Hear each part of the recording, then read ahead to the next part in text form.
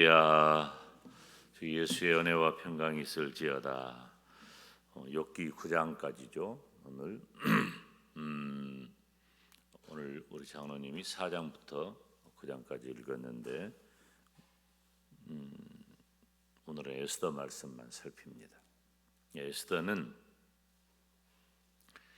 이 영화를 하나 만들면 참 멋진 영화가 나오겠다. 성경에 그런 부분이 참 많이 있지만 이 에스더서 같은 경우는 매우 또렷한 그런 드라마의 전개가 있죠. 포로 잡혀간 그곳에서 이 에스더가 이 아하수에로 바사 페르시아 제국이죠. 그 왕후 왕비가 된다. 여러분이 아하수에로 왕은 셀서스라고도 말하지만 정확한 것은 크세르크세스라고 하는 왕이에요.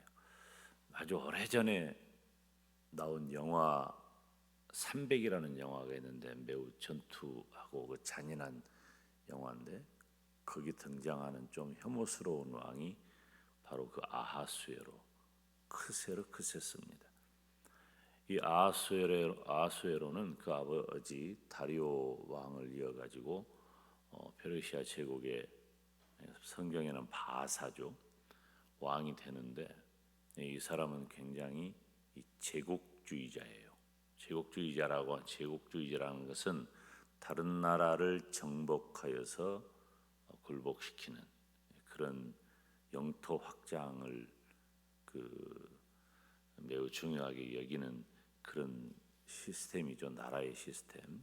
그래서 우리가 대영 제국, 그 다음에 일본 제국 이렇게 이런 제국주의는 다른 나라를 이렇게 침공해가지고 침략해서 지배하는 정책을 가지고 있어요. 아수르 제국.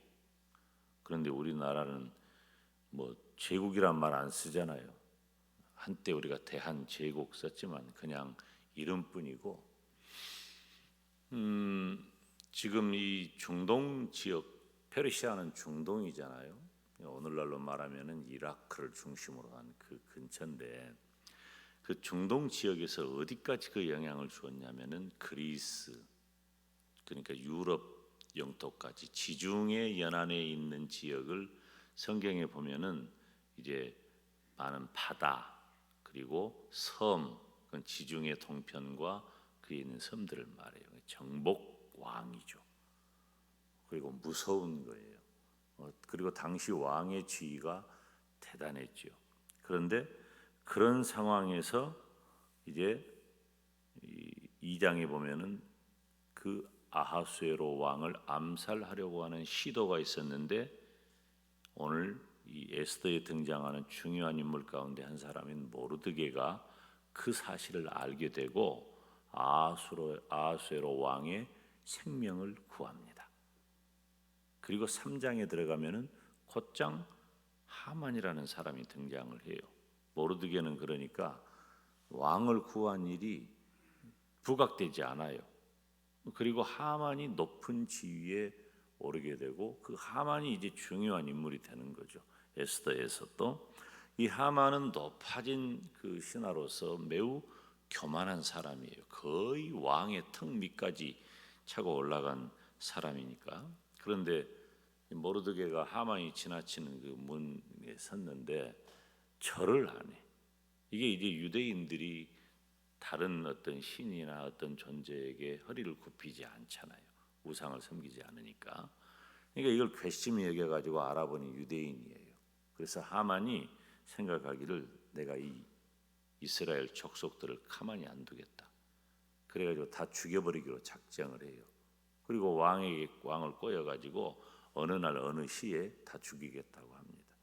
민족이 죽게 되었는데 이제 모르드게가 그 조카인 에스더를 찾아가 이때가 아니냐 너를 사용하기 위해서.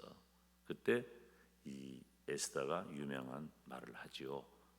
나를 위해서 첫째는 금식하면서 나를 위해 기도해 달라 부탁을 했고 두 번째는 내가 죽으면 죽으리이다. 그 각오로 왕 앞에 나가겠다 말을 한 거예요. 여기서 우리가 교훈받을 수 있는 것은 첫째, 기도하는 게 중요하고, 둘째, 기도만 하는 게 아니라 에스더처럼 실제로 행동에 옮기는 것이 너무 중요해요. 하나님께서는 사람을 통해서 역사하신다 하는 거예요. 그러니까 우리가 하나님 앞에 오늘 기도하잖아요. 새벽에 기도한 다음에 내가 어떤 삶을 실제로 행동에 옮기느냐, 기도한 대로, 그 매우 중요하다 그 말이에요.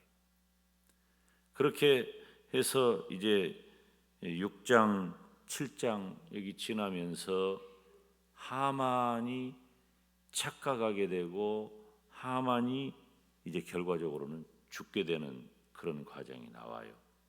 그러니까 이거 하만도 자기 꾀 빠진 거야. 자기가 스스로. 성경을 우리가 아까 다 읽으셨기 때문에 그 부분 이해하시죠? 그래서 결과적으로는 이스라엘 민족이 하만이 죽음과 동시에 멸망의 직전에서 구원받게 되는 겁니다. 그래서 9장에 보면 부림절이라고 하는 그 단어가 등장을 하는 거예요. 오늘 부림절 얘기 잠깐 하고 말씀을 마치려고 합니다. 그러니까 지금 이 이스라엘 백성들은 다 죽었다가 겨우 살아난 거예요. 사실 이 에스더 말씀을 보면 이스라엘 백성들이 살아난다는 것이 이해되지 않아요. 틀림없이 끝나야 돼. 다 죽어야, 멸망받는 것이 너무 당연해요. 왜냐하면 포로 잡혀와 가지고 이스라엘 사람들이 그렇게 어떤 신분적 지위를 확보하지 못해요. 그러니까 죽이고자 하면 다 죽을 수밖에 없었으나 하나님께서 모르드게 그리고 에스더 결과적으로 누구를 사용하시죠? 아하수에로 이 왕을 사용하셔서 결국은 이스라엘 백성들을 구원해 내는 겁니다. 그래서 그 구원해 낸 것들을 기억하고 기념하면서 아달월 21절에 아달월 14일과 15일 이 두 날을 지키라고 하는데, 두 날이라고 하는 두 날, 그러니까 이 부르라고 하는 것의 복수형이 부림이에요. 그래서 이 부림절을 지키라고 한 거예요. 부림절인데 그 부림절은 무엇이냐? 그 말씀을 보면은 이달에 유다인이 대적에게서 벗어났다. 그래서 평안함을 얻게 되었다. 슬픔이 기쁨이 되었다. 애통이 길한 날이 되었다. 그러니까 완전히 바뀐 거예요. 완전히 바뀐 거. 그러면 그 부림절에는 이스라엘 사람들은 무엇을 하느냐? 첫째, 잔치를 합니다. 즐거워하는 거예요. 둘째, 예물을 서로 나눠줍니다. 셋째, 가난한 자들을 구제해 주는 겁니다. 그런 일을 하는 거예요. 부림절에는. 여러분 어떻습니까?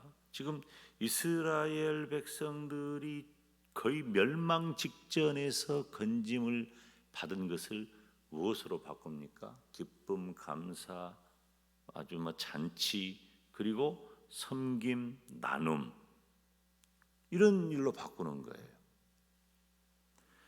그리고 31절 말씀에 보니까 정한 기한에 이 부림일을 지키게 하였으니 이는 유다인 모르드게와 왕후 에스더의 명한 바와 유다인이 금식하며 부르짖은 것을 인하여 자기와 자기 자손을 위하여 정한 바가 있습니다.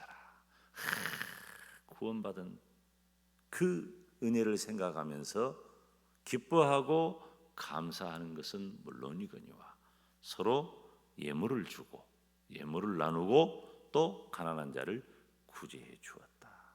저는 이 말씀을 보면서 에스더서를 보면서 다 초점이 어디에 있냐면은 죽으면 죽으리라. 너무 유명한 말이기 때문에 죽으면 죽으리라에 초점을 맞추죠. 그런데 그 결과가 구원으로 주어졌을 때 어떤 삶을 살아야 할까? 첫째, 잔치하는 삶. 우리 성도님들이 언제나 일평생 잔치하는 삶이 되기를 축원합니다. 두 번째, 서로 섬기고 나누는 거예요. 예물을 주고받는 거예요. 섬기고 나누는 것. 세 번째, 가난한 자를 구제해라. 저는 뭐 그런 제가 젖어 있어서 그런지 모르지만은 가끔 그런 고백들을 많이 합니다. 별거 인생 별거 있냐? 한 번 살다 가는 것이다. 여러분 사실 별것 없어요. 우리가 엊그저께 이태원에 얼마나 슬프고 끔찍한 일들이 있었습니까? 제가 그런 이야기를 했는데 수천 명이 지금 연루돼 있다. 수천 명이. 지금 한 생명을 잃어버린 사람은 159명 뭐 그런 정도지만은 가족들, 친구들 수천 명이 직접 연관된 사람이에요. 수천 명이 아니에요. 지금 온 나라가 충격을 받은 거예요. 세계적으로도 마찬가지. 그러니까 이런 상황이 생기고 보니까 너무나도 삶이라고 하는 것이 어떻게 보면 부질없고 고통스럽다. 그런 생각들을 다 갖잖아요. 이런 것들이 이제 집단적인 어떤 트라우마가 생기게 되는 거예요. 우리가 수년 전에도 그런 것들을 경험을 했고, 그런데 여러분 보세요. 결국 우리는 어떻습니까? 제가 늘 장례식 할 때도 그러고 평소에도 그런 말 하지만 여러분이 이 땅에 소망 없습니다. 그런데 하나님께서는 우리를 구원하셔서 교회로 부르시고 교회가 되게 하셨어요. 우리에게는 부림의 은혜가 있는 거예요. 부림의 은혜가.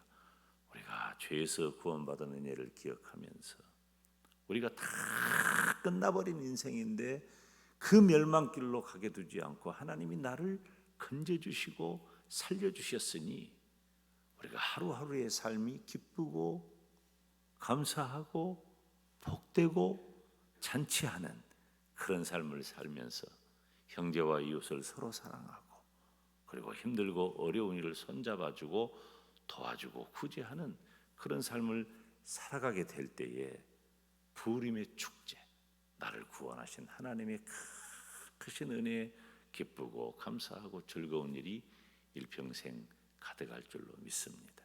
저와 여러분의 생애 가운데 부림절의 은혜와 축복이 함께하기를 주님의 이름으로 축원합니다.